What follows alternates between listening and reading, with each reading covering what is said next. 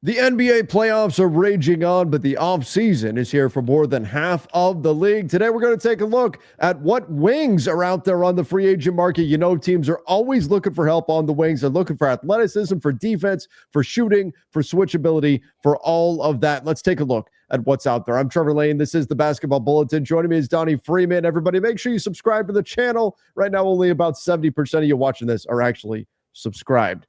Donnie, exciting time of year. You got basketball, you got playoff basketball going on, plus the offseason ramping up at the same time. This is a great time of year in the NBA. I mean, in the NBA, sure, but not for a certain fan base. No, maybe not for our team so much. Yeah, I've been tweaking the first 30 seconds of this because this new camera angle is cool. But one thing I noticed is that it makes you look much taller than me. Why do you think I went to it? It's not even that. How tall are you, Trev? I'm 5'8", so I will never. It's not even close. Yeah, that's right. It's not even close. Right, exactly. I have to take advantage of this while I can. That's it. That is the whole point. That's the only reason why I switched to this camera angle. Yeah, I'm looking wait a minute, I'm half your size. Yeah, it's a great time in the NBA for sure. Yeah. Man. All right, let's take a look here. I felt so tall. All right, let's take a look here. So this is who's available right now on the wing. LeBron James. Will he actually be available? You know what, Donnie? Let's just start. There's some rumblings that LeBron maybe, if he doesn't like what's going on with the Lakers this summer, could look elsewhere. Nobody has cap space though. He's got a player option. What? I mean, I suppose if he's a billionaire with a capital B, he could go sign with somebody for the minimum if he really wanted to. I just can't see that happening. Yeah, well, it's unheard of for somebody to take a $50 million pay cut, sure. Right? Off 1 year. What did Jalen take a couple years ago where he took a nice haircut off? It wasn't $50 million though, was it? No. Jalen Brunson wasn't $50 million, but he took less than he could have if he had waited. Okay. I knew that he got a lot. It was a lot, and people talked about it as super selfless thing. So he could do that, but he's not taking a $50 million cut. I mean, that's not happening. Well, but even a MLE, somebody could give him $14 million or something, but still, he's still not taking that either. But the thing is with him is that the summer is just. Since nobody has cap space, it's going to be trades. So then it's not so much is he going to sign somewhere else, or is he going to sign and trade somewhere else or something? Well, he's got a no trade clause too. So if LeBron decides, you know what, y'all pivoted to Luka, it's his team now. I'm going to go spend my twilight year or years or whatever somewhere else. He could very much completely influence his landing spot, what the return is. Again, I don't expect that to happen, but just worth noting, that LeBron, he could be a free agent. He could ask for a trade. He could wind up going somewhere else if he so chooses. Yeah, I think that's what you should look at if you're wondering if he's going to leave or anything like that, is that he has the full leverage to dictate where he goes. And aside from just leverage, just contractually, I mean, the Lakers would send him where he wants to go. He's LeBron. Sure. They're going to just capitulate with that. But the thing is that getting rid of, losing, trading, whatever it is, something that results in him not being on the team, it doesn't free up the cap space, and you'd be replacing him with somebody far worse if you're the Lakers. So it's in your best interest to retain him. Yeah, you're not going to get a LeBron James level player. Even if you trade him, you're not going to get people go, oh, it's LeBron. You can get a ton for LeBron. No, you can't. Not at 40. Not at 40. And from a business perspective, you'll be losing a ton of revenue. It'd be a big financial blow to the Lakers. And again, to fans, that doesn't matter. But for the club, it certainly does. So I don't think that's going to be the result. But just worth noting that there's a little bit of rumbling out there that, hey, maybe LeBron could look around. And we'll see where ultimately that lands. Chris Middleton, he's just not the player that he once was. There's no way he's turning down that $34 million player option. He could wind up being traded midseason or something off of Washington, but yeah, no chance he actually hits free agency. What about Julius Randle though? He obviously had a great first round series. There's nobody up there to spend on him unless the Nets decide they want, and that's really where this is gonna keep landing. Do the Nets want this guy? If not, where's he going? Randle had a really nice first round series, 30 years old now. What happens to him? Does he wind up picking up the option, or do you think he signs a new deal in Minnesota? They've got some salary concerns, though. Well, I think that's TBD. I think depends on the way that he plays to end out this season.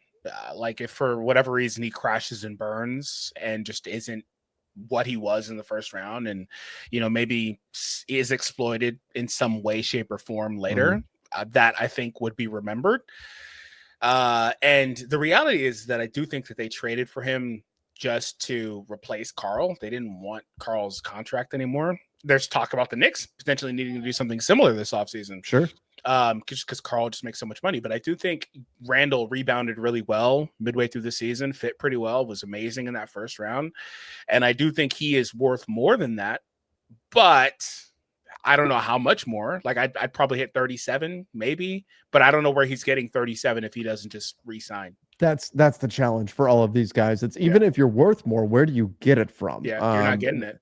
Yeah, and no, I mean, again, it could be a sign and trade, but remember those trigger a hard cap at that first apron, and that would be a challenge for a number of teams. John Collins, he's picking up that $26.6 million option. There's no chance that he does because he's not getting $26.6 million anywhere else. He'll pick that up. Maybe he'll be a trade chip for the Jazz as an expiring contract at the deadline, but I don't think that that he's going to wind up being a guy who's actually out there on the market. Same thing with Duncan Robinson. He's picking that up, $19.9 million. He's not getting that anywhere else. But Dorian Finney-Smith is an interesting one. $15.4 million, another Laker wing, and he's got a player option. He could also sign an extension all the way up until June 30th. If he does decide to opt out, and I think this is the least likely outcome. I think the Lakers will either extend him or he'll just pick up the player option. Yeah. But if he does decide to opt out, I could see clubs giving him a somewhere near the full MLE simply because there's such high demand for 3-and-D style wings. Yeah, for sure. And I guess this goes as something that we should have brought up as well. Like, while teams don't have the salary cap naturally, teams are resourceful. If they need to create cap, they can do so. They can do so. So maybe that could apply to some of these other guys like a Randall or whatever, but especially would apply to DFS because he's not going to be asking for much more. But I do wonder if he's at an age where he's just like 32, maybe I can re-up for another 3-4 years and just get that security as opposed to just, trying to get this 1 year and go from there. I do wonder about that. Yeah, that's the one thing that could sway him, right? If he can get a multi-year mid-level exception relatively in that range deal, maybe that's something that he would look at. But he's also best buddies with Luka, so pretty good. I think he winds up sticking around with the Lakers, but I think so. But I think he would jump to the top of the 3-and-D wing list in terms of the guys available on the market right now. Should he actually? He's the best guy on this list that fits that criteria. Yeah. So Marvin Bagley, he'll probably just be a minimum guy somewhere, I would imagine, for the season in Memphis. Bobby Portis, this is another guy where look, now he did get that suspension, so I wonder if he does wind up picking up the option. But Bobby Portis, if there was money out there, I think he'd be in high demand. A lot of teams want a guy who's switchy, who can shoot the three, who can rebound. And Portis would be a nice fit in a lot of places. I could see him opting out and signing for more with the Bucks, but the Bucks need to figure out what they're doing with Giannis. Until they figure that out, they're not going to be focused on what's going on just yet with Bobby Portis. They may want to keep him. I'm sure they do, but they're probably going to lose Brook Lopez. I think they lose at least one of Brook Lopez or Bobby Portis. If I had to pick between the two, if I'm the Bucks, I'm keeping Bobby Portis and I'm losing Brook Lopez. But nonetheless, he's at least one that's a question mark, just because I think there's going to be so much turnover with Milwaukee if what I think is going to happen comes to pass, and that's Giannis asking for a trade. Yeah, if the nuclear happens with Giannis, because they have to make decisions on everybody aside from Giannis anyway. But like, if that happens, then the entire team is up for sale, right? Like they're gonna have to figure out something with everybody here. And Bobby picks that up. Maybe he doesn't want to pick it up. Maybe he wants a trade elsewhere. Who knows? But on the topic of Bobby, he was pretty up and down in the postseason run. However, he hit mostly his career benchmarks, despite the up and down play. And I think he's a guy that can plug into a lot of different teams, provide toughness, some rebounding, a bit of shooting, interior scoring as well. And I think he would be pretty nice, on a lot of teams that need those particular traits. So I think is he the most coveted guy on this list? I mean, obviously not like if he's LeBron a or full Julius, free agent. but like, Yeah, I mean, aside from LeBron and Randall, assuming they're not actually free agents, yeah, of the guys who are going to be like legit free agents, maybe unrestricted, DFS. out there on the market, it could be DFS.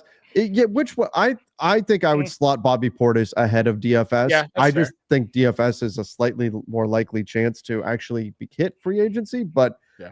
But Portis, yeah, I think assuming LeBron and Randall are not realistic options, Portis, I think, would go to the top list. Well, I think there would be a number of teams willing to give him a full MLE. Let's put it that way. Yeah, I think, well, the thing Easy. with Portis also is that if that's the case, he doesn't need to pick up that player option, right? Like if he feels like teams are willing to give him a full MLE or pretty close to it, he can pick a destination and go get some more long-term salary. Yeah.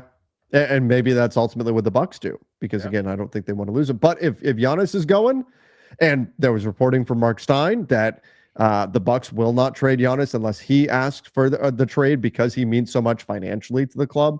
They're not going to move him unless he asks for a trade, right? I mean, but that does matter, right? You gotta. It is a business. You have to put butts in seats. I know we focus on you're either contending or you're tearing it all down, Seth Rollins style, burn it down, rebuild. Find young players, all that kind of stuff. That's the way we look at it. But year to year, you also are running a business. And if you spend 10 years somehow, if you go Kang style and you spend 17 years not making the playoffs, that's going to hurt your bottom line a lot. You're going to feel that sting. And so, teams like the Bucks, they do have to think about stuff like that. And if Giannis is there, if there's going to be a big negative financial impact from losing Giannis, which there probably would be, that's got to be a factor for him. Yeah, I agree. I just thought that you could have had that exact statement without financially in there, and it would have worked. True. It just works either way. The implication is there. Financially is doing a lot of lifting right there. It just does not need to be there. Fair. But you're right. All right, let's look at Chris Boucher again. 32. It doesn't feel like he's been in the league that long, but not at all. But he's more of like an undersized center more than a true a 4-5 guy. But can do something for you there in the middle. Maybe he winds up sticking in Toronto. He not in the same tier certainly as Bobby Portis. Joe Ingles. I wonder if Joe Ingles is just done. He's 30. It's going to be 38. He's the veteran guy now. I think he probably just moves on. Yeah, maybe. Well, if he moved his family to Orlando, maybe he decides to just be a end of the bench veteran. How much does he like Disney World? That may be a factor here. Yeah. This is an interesting one though. Larry Nance Jr., who is also somehow 32 years old. God, feels like just yesterday that he was entering the NBA as one of the young Lakers. Yeah, that's right. And now here he is, a veteran. But Larry Nance Jr., he can. In this day, there was a time when he was more of a 3/4. Yeah. Now he's more of a 4/5 and kind of masquerades as an undersized 5. So I think there'd be some interest, but he's not a guy that you can pick up and say, okay, we've got our definitive backup 5 on the roster now. He could be like a 5th big in a 4-5 rotation or something for a team. I could see where you've got 2 quality 4s, 2 quality 5s, and Larry Nance Jr. can be kind of the go-between on either position. That's the way I see him now. Yeah, that's definitely fair.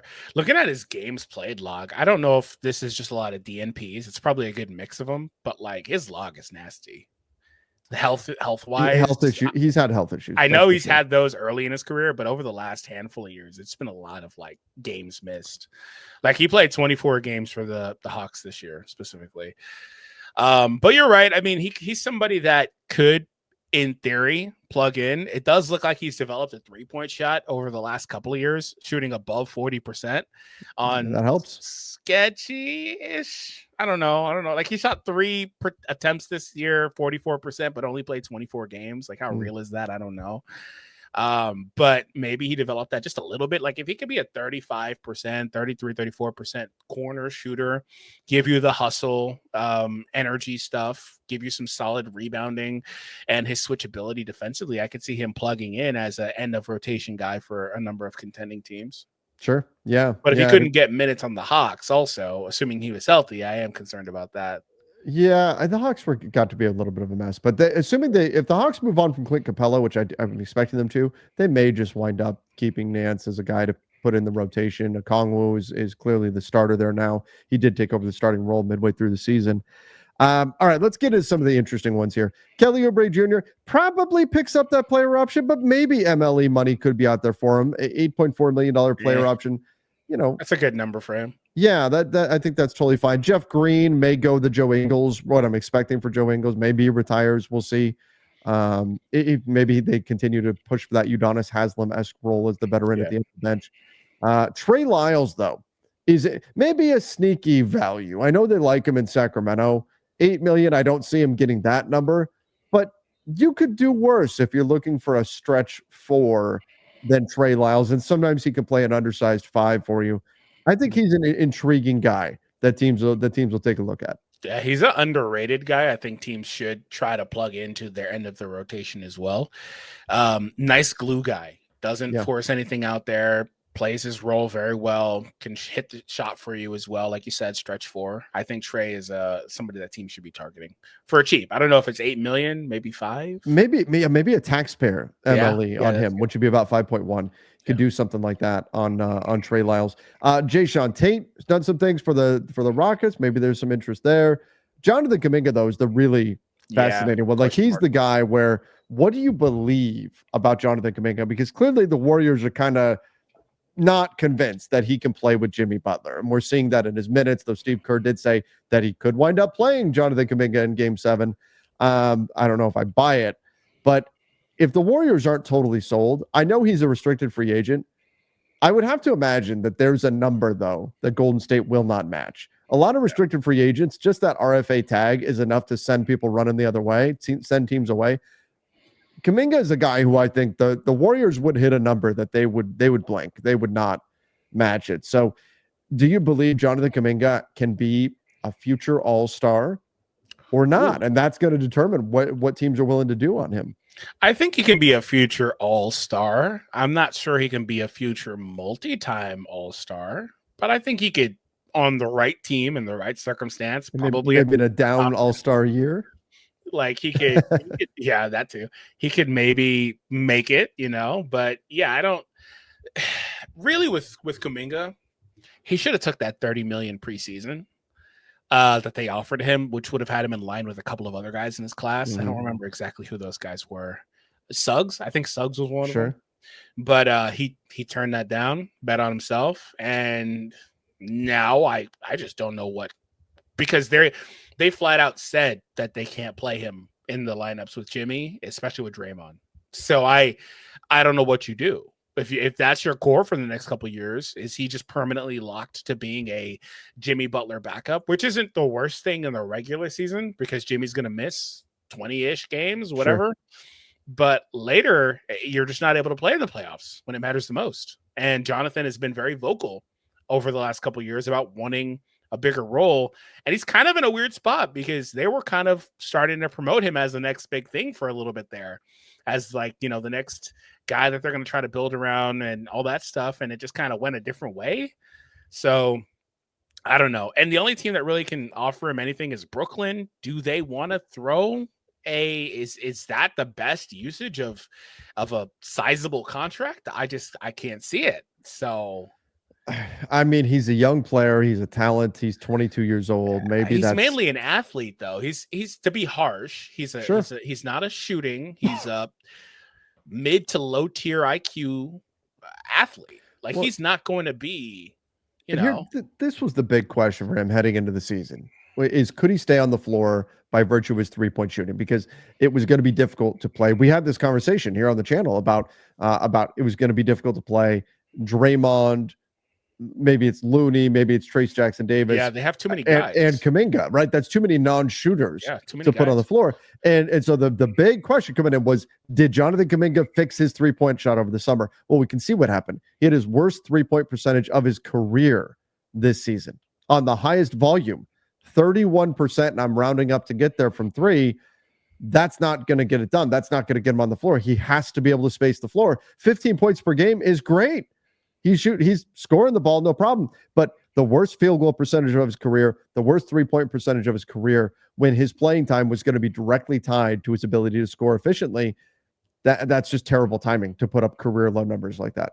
Yeah, I agree. It's just, and also what strikes me too is the games. He was just unhealthy this year, right? He just wasn't able to be out there and be available for the team. And also, he had his best month back in December where he put up like 20 or 21 points per game in December, but they lost, I believe, 3/4 of the games that month. And that was when they were doing the Dennis Schroeder thing, and it was just all over the place. Like, that was just a weird time. And then after that, they get their bearings, but he doesn't appear to be a part of their long-term plans. And like I said, the criticisms on him it's not just the shooting, it's that they don't think he's developed into a quick enough decision maker that you need to be in this system that's built around Steph Curry. You have to do a lot of reacting. You've got to be able to play that way, and he's not able to. That's another really big gripe on him, which is why I talked a little bit about the IQ that they've talked about very vocally, is he needed to improve on his decision making, and he hasn't done that either. And so, when you look at the Warriors, you think historically 3-point shooting, all that stuff, Steph, sure, Clay, all that stuff, but they don't really have that now. They've got some guys that can make some shots like Pods, Moody, every now and again. Jimmy, Dre, they'll hit some, but it's mainly just Steph. Steph is the shooter on that team. They've got so many guys that aren't actually shooters or threats, like you just listed off. There's like a bunch of them, and Kuminga is one of those guys too. And really, Steve Kerr was vocal about the fact that spacing is just terrible. There's just too many things just compounding on Kuminga and why he doesn't play. Talk about, the Warriors were looking at building their 2 timelines for a while there, right? Yeah. Build the future and the present. They snuck into a championship too. How damaging has it been now? If Kuminga winds up walking for nothing, right? Let's say the Nets say, you know what, we're going to give you $25 million a year, and the Warriors say, oh, we're not going to give you that. We're not going to match. Yeah. All right, he walks away for nothing. Not only missing on James Wiseman, but to see Jonathan Kuminga walk away for nothing as well that'd be pretty tough. Those were 2 important selections for the future of the Warriors. Yeah. And maybe now Kuminga winds up shining somewhere else because it's clear he's not really fitting in Golden State. Yeah, it's something that you don't want to see happen. But like I was saying, they lucked into a championship in the middle of that run. So, not to say they didn't deserve it, but I was going to say they lucked in. No, I didn't mean it to sound like that. They went out there and absolutely Warriors fans will be so mad at you. No, I didn't mean it like that. But like they were fortunate enough to walk away with the championship in the middle of that. So it kind of just is like, well, it didn't work out with these guys, but we won a chip regardless. So like the following year after drafting Wiseman, right? Like the following year. Mm-hmm. So like, it worked out in that regard. And the funny thing is with all of that is they got so much publicity for the 2 timeline thing, when in reality they were just a little bit ahead of the curve, because I think nowadays you kind of need to have a 2 timeline thing with the way that the new CBA is. That they're forcing you to cycle these guys out as soon as they start making too much money. You've got to cycle them off your roster, which means you need to have young guys in the wings ready to fill that void. So on cheap contracts, on cheap contracts, with the way that the new CBA and apron, all that stuff is. So really they were ahead of schedule. But yeah, I do think it is an indictment on their drafting ability with some of those guys, but at the same time, they found some guys too, like a Pods, like a Moody, like I mentioned earlier, and some other guys like Trace and Post. They've been able to get some young guys, whether it's draft or just on the market, that fit and plug into what they're doing. All right, let's hop, skip, and jump through some of these guys here. Whether or not, there it is, Jake LaRavia. The Grizz already admitted that they messed up, that they made a mistake when they didn't pick up his player option last summer. We thought that was a mistake when they did it. We're shocked that he didn't pick up that option and his team option, I should say. And now he's a free agent, had a good season with Sacramento, spent some of the season with Memphis, but then wound up going to Sacramento. And he's shot 42% from 3. He's not getting top tier money, but he's a guy who I think can be pretty effective with a lot of clubs. And again, right now the Grizzlies said it publicly. Zach Kleiman said it publicly, like, yeah, we messed up. We shouldn't have done that, and should have picked up that team option there on LaRavia. So I think he'll get some interest. The rest of these guys, we've got a lot of veterans out here. Batum stands. Yeah, Batum, what do you think he does? $4.9 million, but I love what he's done for the Clippers in the playoffs this year. Like, he is such a great glue guy, can hit some big shots for you. But Still can 36. defend at a decent level too. Yeah. I kind of think he's worth more than $5 million, if I'm being honest. I don't know if who I'm gives it touching to him. 10, but like I can see him getting that. But he probably would just stay in LA. Probably. See, here's the thing. I think that he could probably get a taxpayer MLE somewhere. That's 5.1 million. If his player option is for 4.9 and he already knows the system with the Clippers and he fits very well there and they love him there, I just don't see that being enough of a gap. And maybe the Clippers just wind up giving him that, but I do think that he winds up just sticking with the Clippers. Other than that, Taurean Prince shot really well this season. Didn't do so well in the playoffs, but shot really well over the course of the season. I just can't imagine him leaving Darvin Ham. We know. I actually thought that was a nice cut for him because he made he made a biannual the year prior, right? The year before he did, and he was making $7 million before he got that biannual. I think he can get more than $3 million. Like I actually genuinely think he can. I don't know what, and also there's the whole Bucks thing again. Like, what is their plan? Because they don't really have much reason to retain Taurean outside of that. I think he can get more than that. Maybe it's just the $5 million again, but he can get more than I think that. So Taurean 44% from 3 on the season. Yeah, man, I would have loved to retain him. He would have fit really nice alongside Luka. Yeah, I mean, hey, he's a good shooter. Obviously, he's long held the goal of wanting to shoot, above 40% from 3. Yeah. Donnie, the playoffs though, 5 games. Now it's just a 5-game sample size, but 5 games played in the playoffs, 20% from the field. Oof. 22% from 3. Oof. That's not good. Not good. Barely played for the Bucks. Barely played. He was 2 for 10 from the field and 2 for 9 from 3. So only one of his shots was not a 3 in the playoffs in 5 games. So he very quickly found himself on the outside of the rotation. Burn the footage. It didn't happen. Yeah, that's it. Again, 44% in the regular season. But people will see that and they'll want that. Gershon Yabusele is another interesting one. Obviously had a lot of buzz from the Olympics the year before it with France. And now here he is hitting free agency. I know the Sixers want to keep him. $2 million. So I think somebody will be able to offer him more. I like his game a lot, but I could see the Sixers trying to give him a little bit of a bump and retain him. But he's another name, just somebody to keep an eye on as a kind of backup rotation. He had a decent season too for them. Yeah. Like I think he's worth more than $2 million. Yeah, I agree. I think he is too. And I think he'll get it somewhere. I know the Sixers would like to keep him, but we'll see how that all goes. After that, we get into a lot of all of these team options. Like for the guys that are any good, they're just going to pick up their team option. For the guys that are not, the team options get like Jalen Wilson will get his option picked up. We'll see guys like that will wind up just sticking around.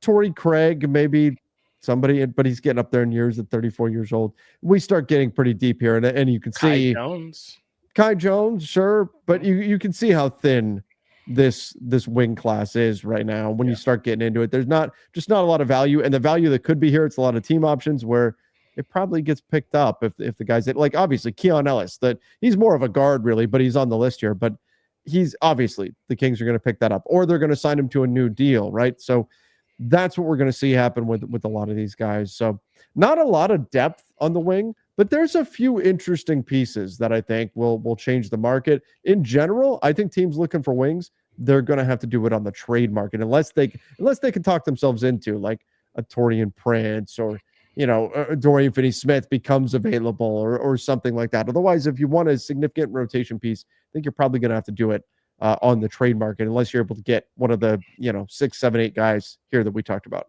Yep, absolutely. And that's the main talking point about this entire free agent class is there's just not a lot.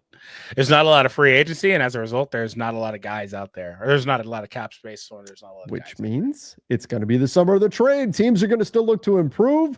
There will be a free agent frenzy for sure starting on July 1st. We know that's coming. We know a lot of teams, well, technically in the wee hours of July 30th, there's going to be, or June 30th, there's going to be a number of teams making moves in free agency. But I do think the significant stuff we're probably going to see on the trade front. So make sure you guys do subscribe right here to the channel because we're going to keep you up to date on all of it. Trades, free agency, the draft, everything in between. Hit that subscribe button. Till next time, everybody. See ya. and stay safe.